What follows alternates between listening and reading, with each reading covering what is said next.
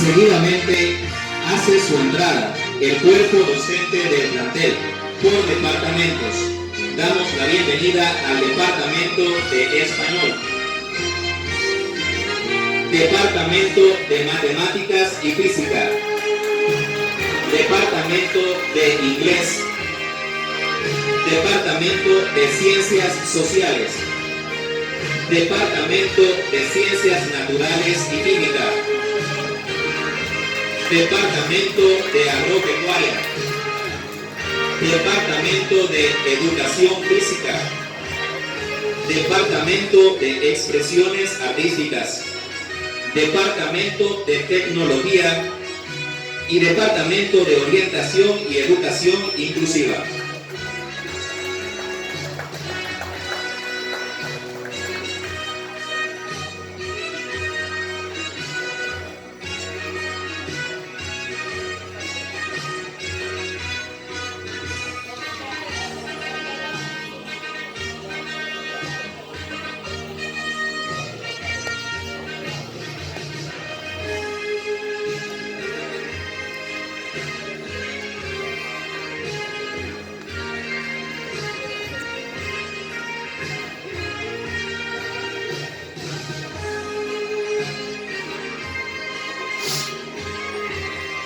Nos ponemos de pie y recibimos con un fuerte aplauso a nuestros graduandos Promoción 2019.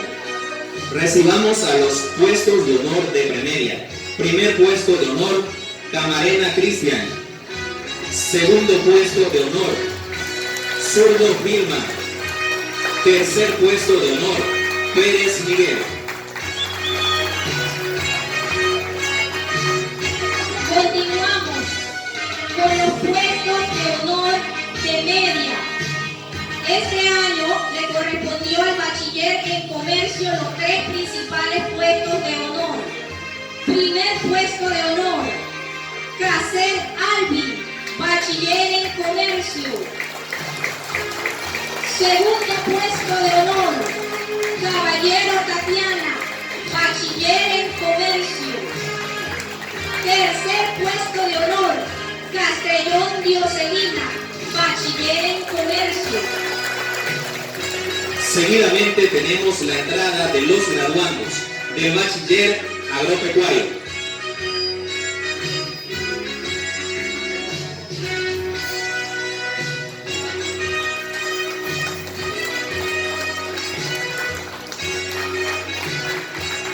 Los recibimos con un fuerte aplauso. Bachiller en comercio.